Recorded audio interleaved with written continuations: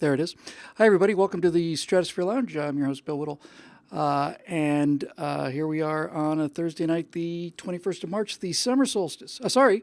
There it is. Just Hi, everybody. Welcome to the Who's that idiot? Lounge. I'm your host, Bill Whittle.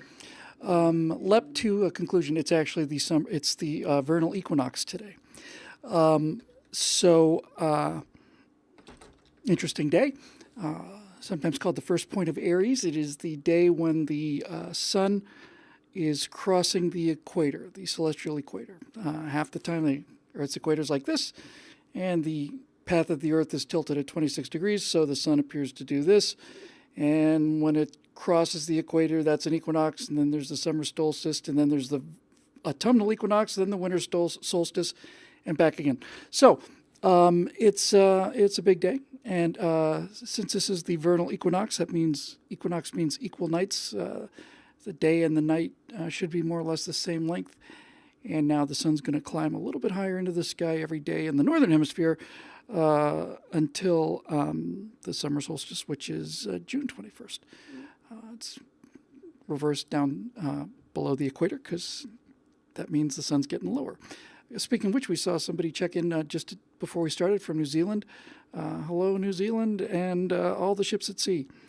Especially interested in your presence tonight. Always glad to have people overseas here.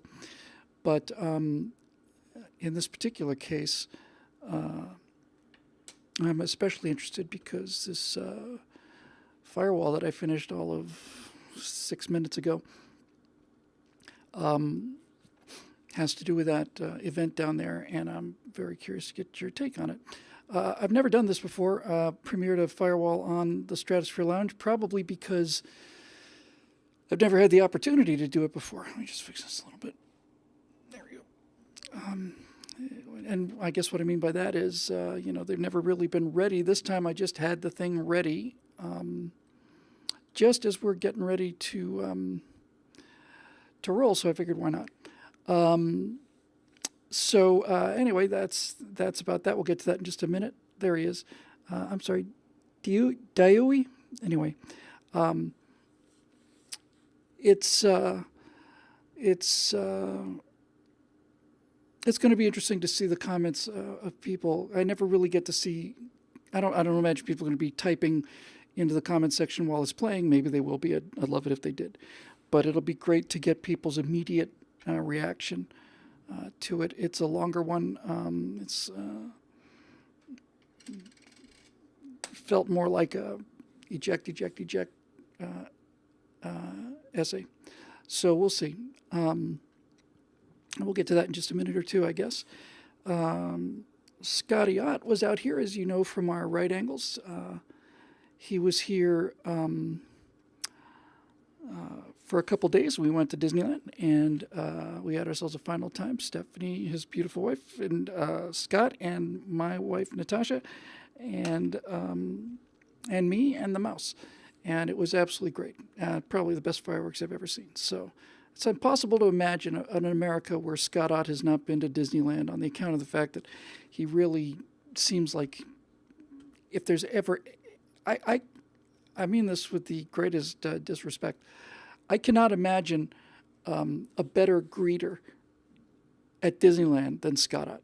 I mean, really, he's just the perfect guy for it. So anyway, we had a lot of fun.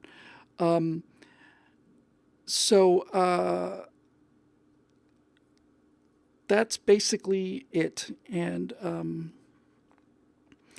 already seen in the comments the kind of thing I knew we'd see. It's kind of what this Firewall is about. Essentially, it's why should we feel sorry for the Muslims in New Zealand after everything that happened? After all the times people screamed Allahu Akbar and went into nightclubs, and the answer for that is very simple. It's because the Muslims in New Zealand are innocent people. They didn't do anything, and they don't deserve to be murdered. Nobody deserves to be murdered. And what we're promoting here is common sense and decency is decency. I don't wish for my political opponents to be killed, and I certainly don't wish for innocent people to be gunned down under any circumstances whatsoever. So that's kind of it's a relative. I mean, having watched this this massacre, I really did get to see things in a new way. Not so much a new way, it woke me up to some things. So I guess probably the best thing to do at this point is to just go ahead and play the thing.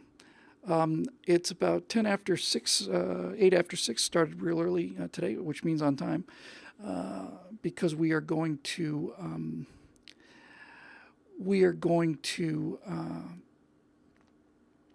head out to Apollo 11 tonight, Natasha and I, and we have to go over the hills. So we're going to have to wrap this thing up around 7:15, 7:30, something like that. But I did want to get to questions and so on. So anyway, here we go. I think we're more or less ready. So I should say that while I speed checked this thing, I mean, I just did spot check on it. I have not ever, I've not seen this thing all the way through yet, so it's possible that there's an error in there. And if there is, I'll fix it before I put it online. But anyway, especially now, thanks again. I'm looking forward to seeing the reaction. And it's about an 8.5 minute, 9 minute after Firewall.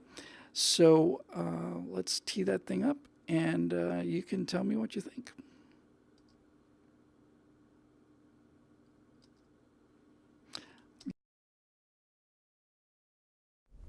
When I first heard that the mass murderer in New Zealand had recorded the event with a GoPro camera and live streamed it to Facebook, I determined that I was going to find that video and watch it.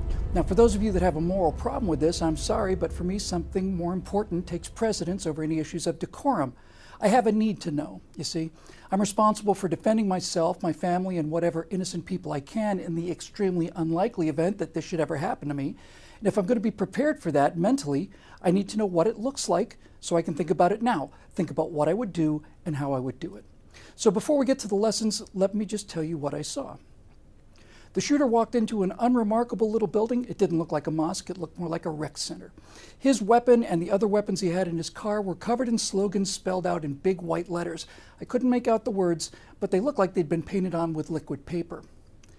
There were a few people speaking in the doorway. The shooter raised his rifle and mechanically pulled the trigger, and it was just pop, pop, pop, pop, pop. 2 or 3 people went down right away. A wounded man tried to crawl away down the hall. Pop, pop, pop, and he stopped moving.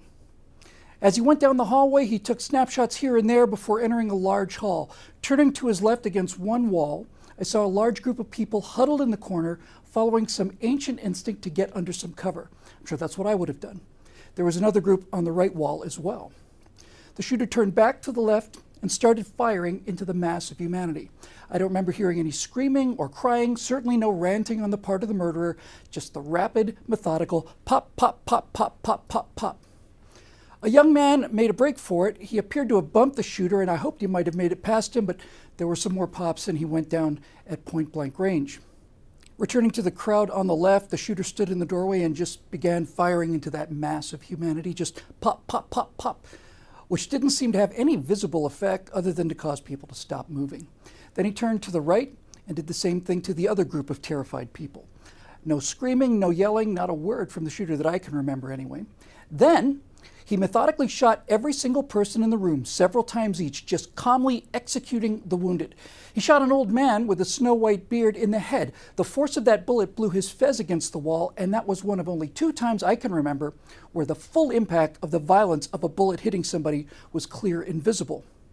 After he shot up the right side, he turned around and headed back out the hall to the entrance. As he stepped outside, a pool of blood was starting to spread under one of the first people he'd murdered on the way in.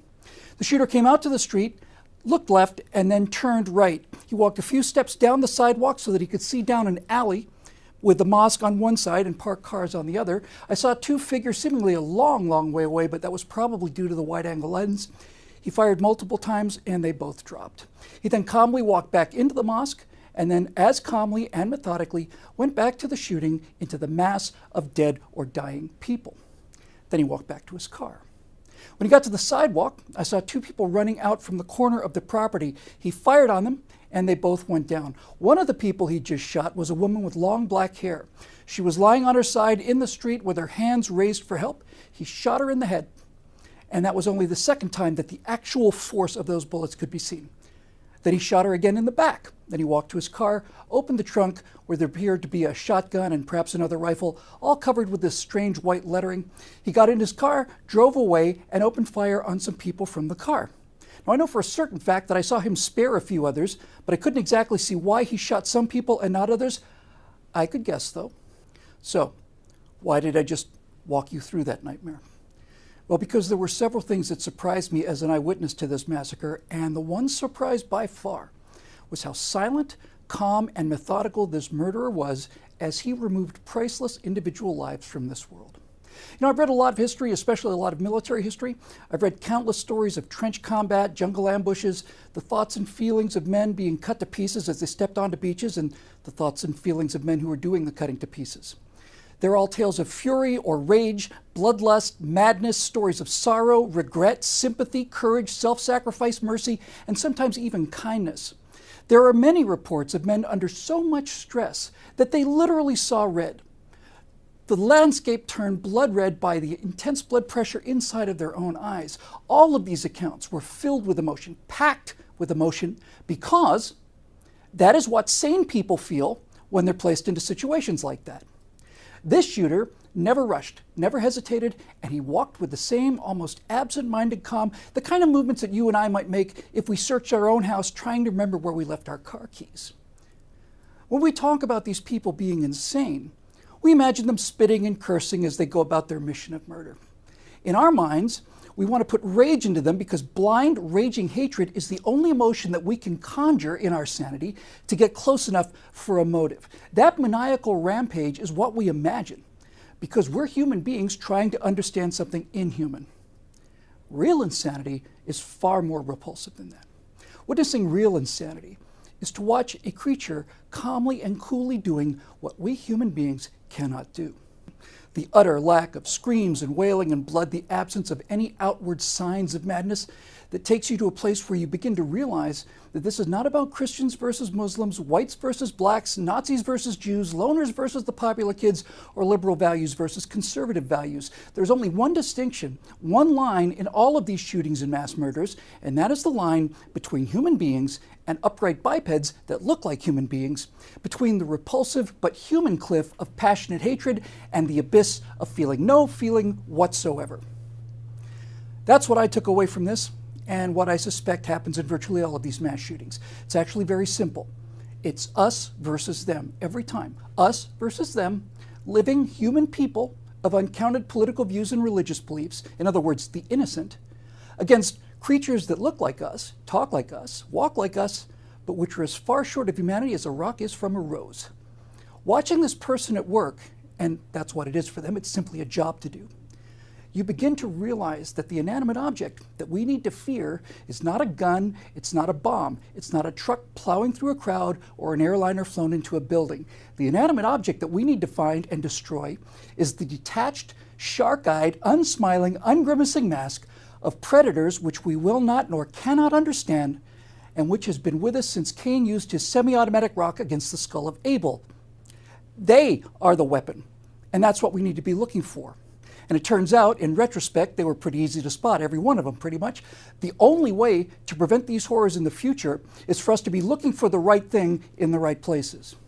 Huns marking their conquests with pyramids of 10,000 skulls, Aztecs blandly cutting the beating hearts out of 80,000 human beings in 4 days, SS officers gently steadying small children on the edge of the ravine before shooting them in the back of the head. There's no religion, no ideology that can make an actual human being do these things. The creatures that can do these things use politics and religion as a fig leaf to cover the fact that there's nothing underneath the fig leaf. Nothing. There is no person there. This massacre and all of the others we've seen were not the fault of Donald Trump or Louis Farrakhan or David Duke or Barack Obama or anyone else. It didn't happen because of 4chan, GoPro, Facebook, Twitter, Instagram, and whatever other messages might have been spread. And to suggest that a human being might be capable of this cold-blooded execution of innocent people because of something a Swedish man might have said while playing a video game is just plain infantile, it's incorrect, and it's cruel. Accusing anyone of complicity in this, in other words, assuming that somebody else was able to make that kind of influence on somebody, well, that's to say that there is no fundamental humanity and no free will, that this insurmountable chasm between human and non-human can be bridged with a stray tweet or a Facebook post. We believe these things because when we see these horrors, we get angry. And we get angry because we're human beings, all of us, who can put ourselves into that room with those other human beings as these alien bipeds work their way down their carefully prepared checklists. We want to believe it's somebody's fault because we are not willing to face the alternative, which is much more terrifying. And that's the simple truth that there are right now, walking among us, creatures with human faces who possess all of our skills and all of our intellect and all of our ability to make meticulous plans. But these individuals do not feel pain or grief or remorse or even elation and satisfaction. They lack the smallest shred of humanity, and that, by definition, makes them inhuman creatures who don't act on behalf of any human agency and whose only company on this earth are each other.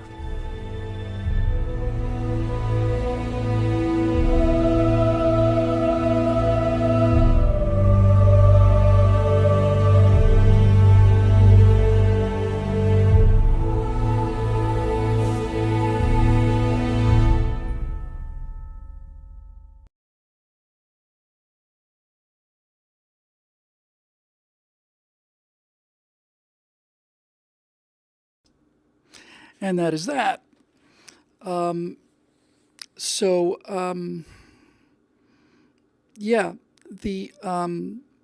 that's the thing that struck me just the hardest is the lack of passion. That's the thing that was so alien. I remember kind of the moment that I had that thought where, that we want to, if we had seen this in a movie, if they'd made a movie about this, anybody, I'm not just talking about left-wingers or right-wingers, certainly if I was writing a movie about it, what I would do is I would have the people screaming and crying and begging for mercy, and if Hollywood did it, you'd see the bullet hits and the blood splatter, and you'd see the blasts of brains against the wall, and then you just hear the masses of people screaming in terror. You'd hear the gun wouldn't go pop; it would just sound like a real gun, and then you would see the shooter with this look of rage or this look of victory or something, triumph on his face, and you'd see the wide eyes and you'd see the breath and you'd just see all of it. And watching this video, I realized, no, that's not what happens.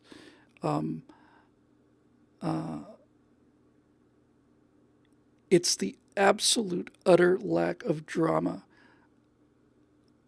that is that's so alien and shocking, and not just on the part of the shooter, on the part of the people as well. It didn't seem appropriate to me to turn this into a how to survive a mass shooting incident, because I don't think that's the point. I think the point is anybody who tries to say that this is because of something that PewDiePie wrote, it's insane and it's disgusting and it's wrong and it doesn't help us. It doesn't help us with this.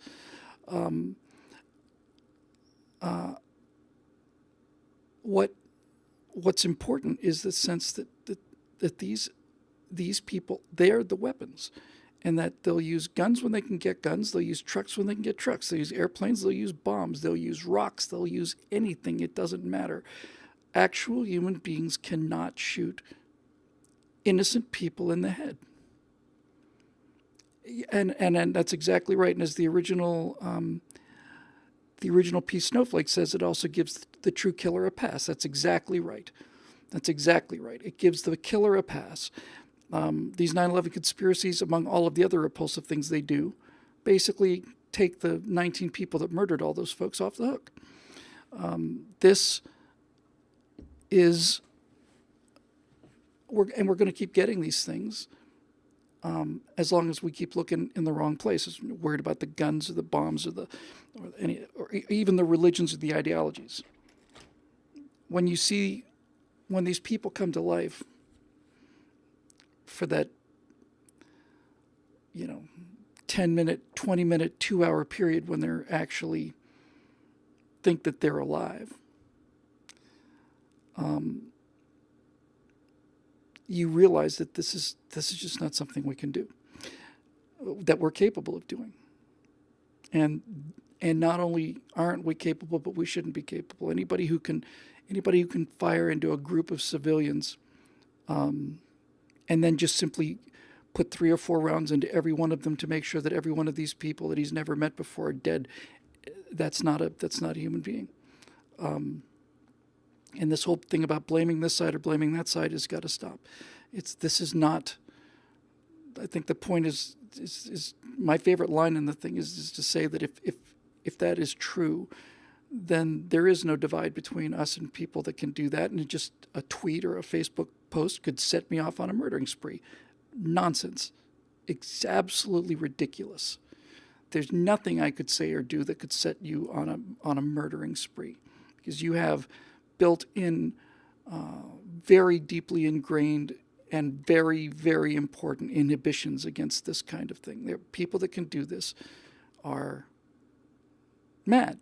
And as I said in the video, when you hear stories of men at war, you almost always hear about they're crazy, they went on a shooting rampage, or they're seeing red or something. But this emotionless, absolutely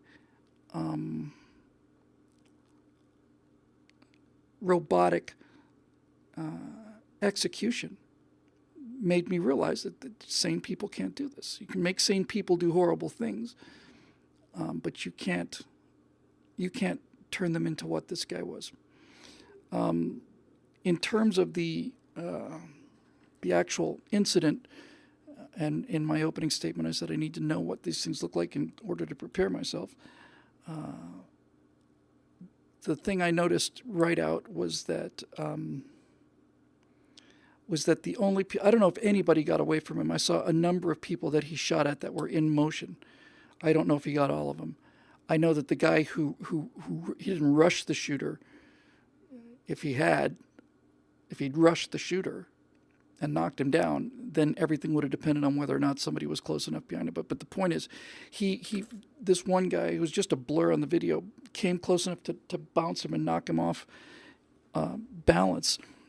And if it turns out that he'd gone diving for him, it might have turned out differently. Maybe it would have turned out the same. I don't know. But here's what I did see from that video, and that is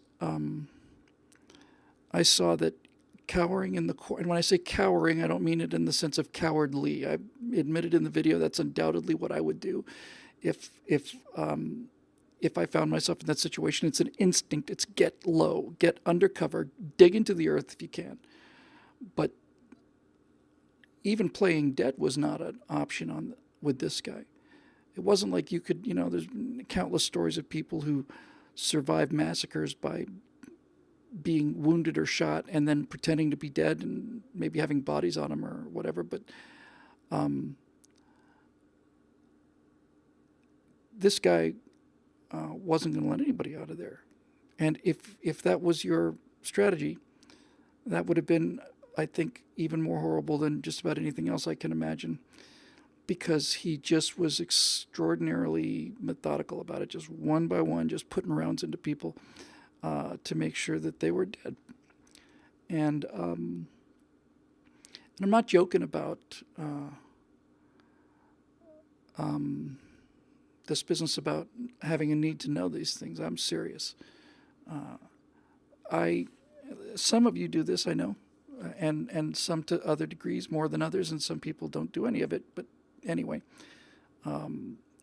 I spend a large amount of time thinking and reading about things like this because I feel like it's a form of training, and it is a form of training.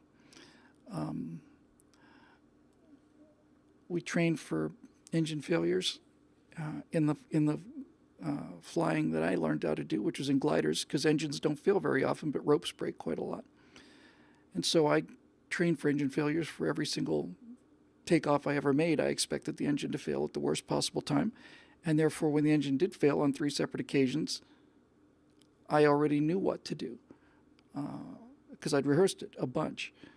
And having watched this, I realize you cannot count on him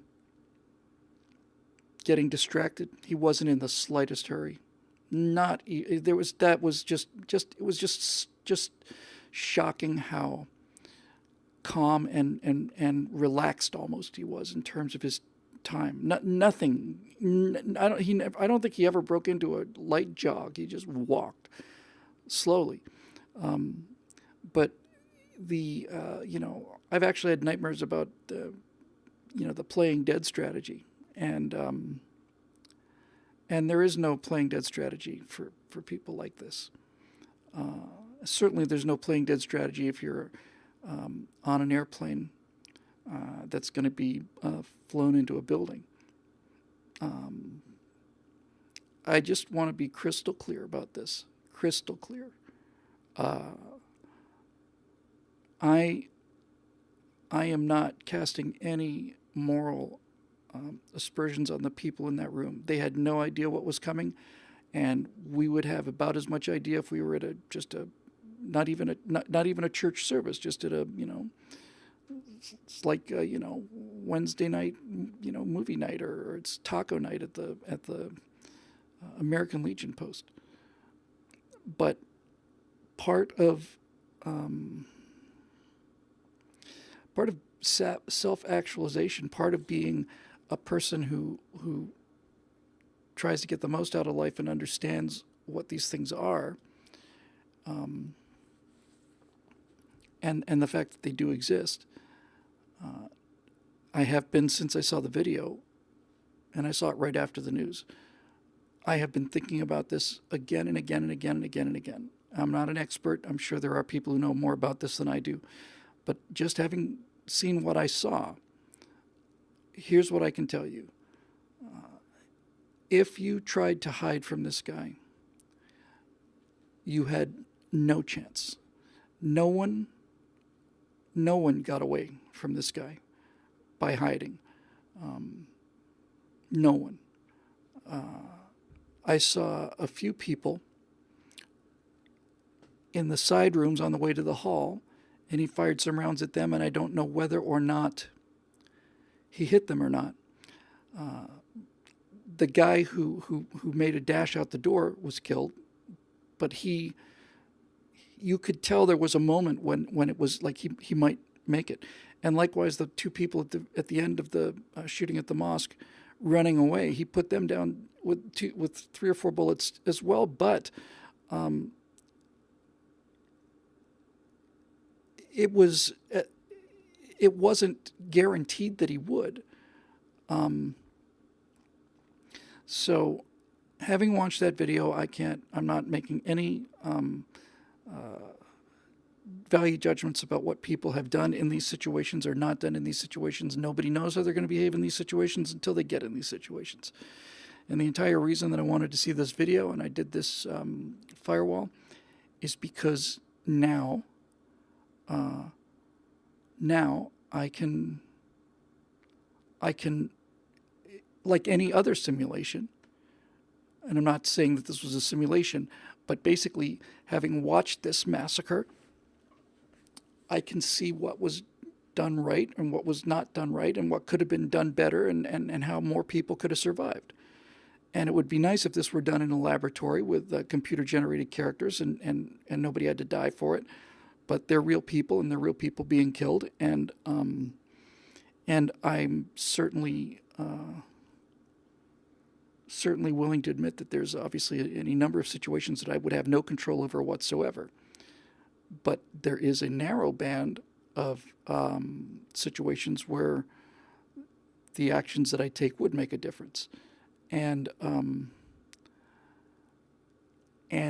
in those cases, I want to be as ready as I can be.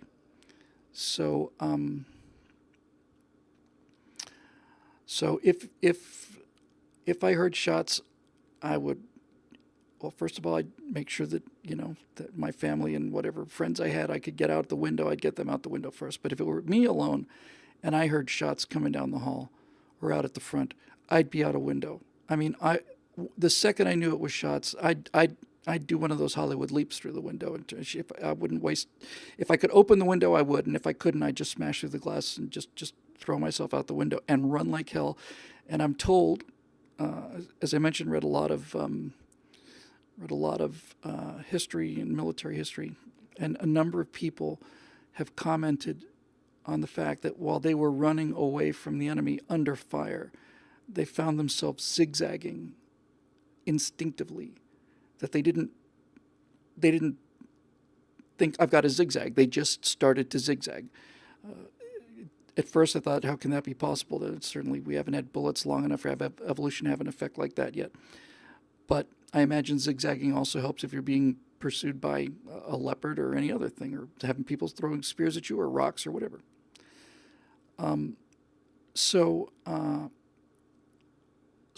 If I heard the shots, I was by myself, I would try to get the hell out of that building, and I would zigzag and I'd run like hell. Just be completely serious about it if I was alone in the building.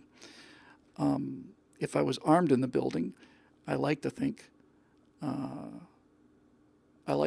I'd be waiting for this guy to turn the corner and put 7 rounds of 45 ACP into the guy the second he walked in the door. I'd certainly rather have the pistol than not. But if I found myself in a place where I could not get out and I had no weapon, it's easy to say this after the fact. This is the entire point. You can think about things after the fact and try to train yourself to do something different. If I couldn't get out of there and I had no weapon, I'd rush the guy. I absolutely would rush him. And I wouldn't rush him out of heroism. I'd rush him because I think it is the only chance you have to survive. When I say rush him, I mean jump on the guy. And having thought about these things and read about these things, I'm assuming I have the presence of mind to do any of this. And again, I'm perfectly willing to admit that maybe I won't. But this is what I try to think about in these cases. I'd rush him, and if I had enough of my wits about me, I've also been training myself, preparing myself, that if I ever have to do that, I'm also going to yell at the top of my lungs. I'm going to make the loudest noise I can. And the reason I would do that is because no matter how unemotional you are, having somebody screaming and coming at you is a lot more disconcerting than not. And I just want to throw that guy as far off of balance as I could. I try to get him down on the ground, and if it turned out that other people were there, I would like to think they'd stomp his head in. But if they stayed in the corner, which I suspect would be the case, then it would just be a question of me versus him.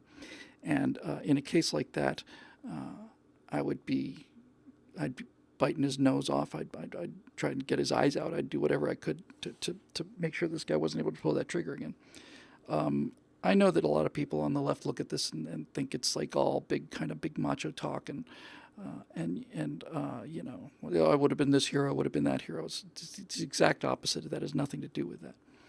It's preparing yourself for things that are almost certainly never going to happen. But engine failures in an airplane are extremely rare too.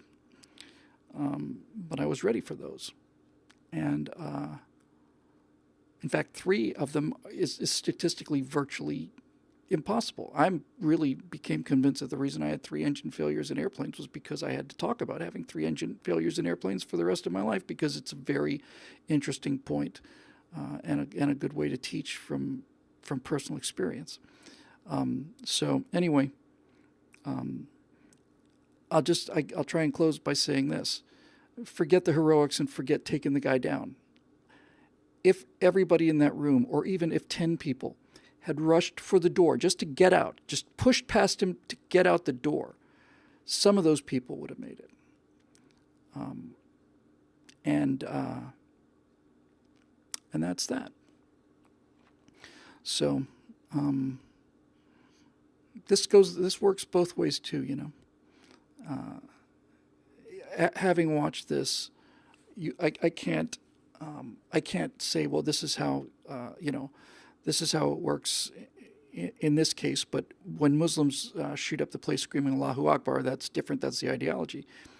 To me, it seems like it's the same exact divide. There are people that can walk into a nightclub and just start shooting in Orlando or in Brussels or in Paris or wherever.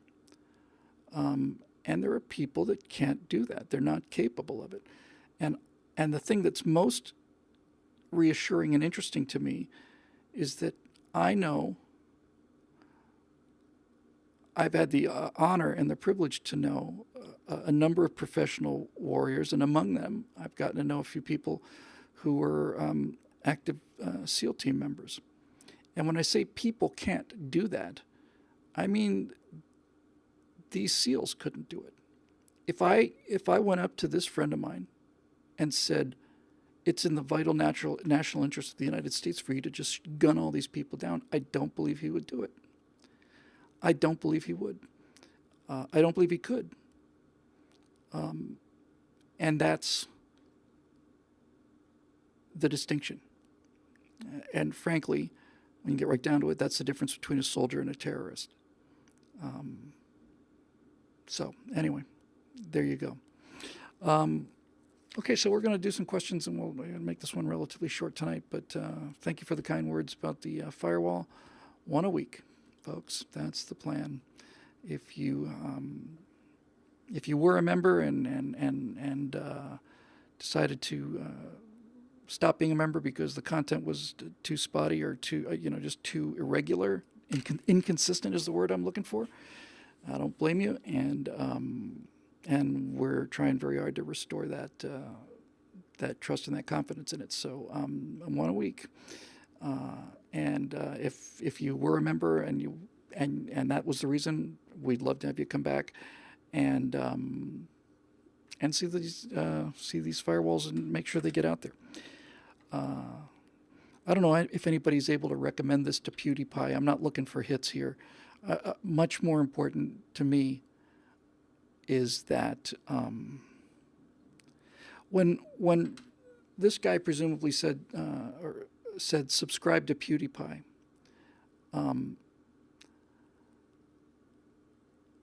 I remember thinking, my God, what if he'd said become a member at BillWhittle.com before he started gunning the place up?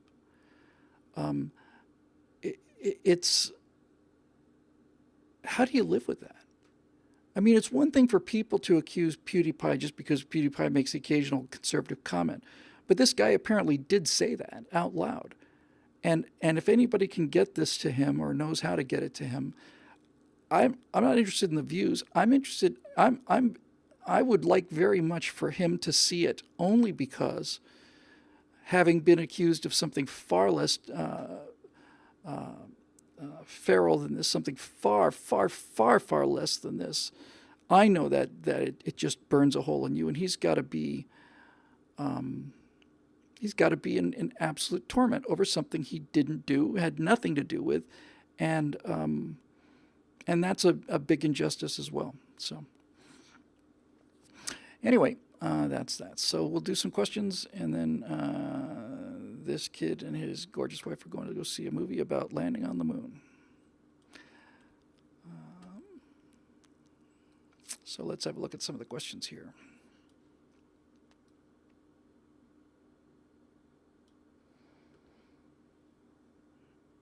Oh, I was seeing that he mentioned Candace Owens as well. Okay. That's fine. I know what he's doing. He admitted what he's doing. He's already talked about what he's doing. He's trying to sow. It's trying to start a civil war. So.